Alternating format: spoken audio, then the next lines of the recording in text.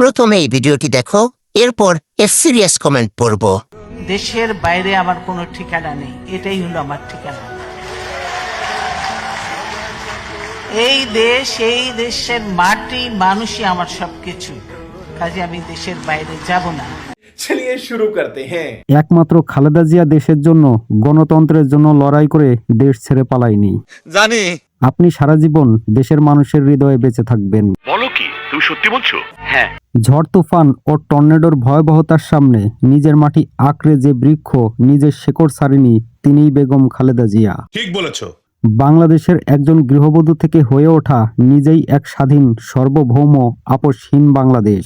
নিঃসন্দেহে তুই ঠিক কথা বলেছিস। আমি এমন একটি দেশ চাই যেখানে সকল রাজনৈতিক দলের মধ্যে পারস্পরিক শ্রদ্ধাবোধ থাকবে।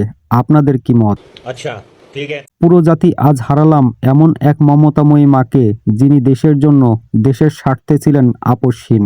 আমরা তার বিদায়ী আত্মার মাগফিরাত কামনা করি। ये बड़ी अच्छी बात कही आप। আসলেই আপনি প্রমাণ করে দিলেন আপনার জন্য দেশ বড় ছিল। Good, very good. দেশের প্রতি কিরকম ভালোবাসা থাকতে পারে একজন মানুষের, ওনারে দেখে আমাদের শেখা উচিত।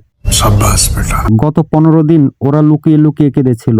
মনোনয়ন ফর্ম জমা দেওয়া শেষ, এবার মৃত্যুর ঘোষণা দেওয়ার নির্দেশ আসলো। তরে কইছে তুই বেশি জানোস। এই দেশের মানুষ আপনাকে ভুলে যাবে না। আরে জিও গুরু।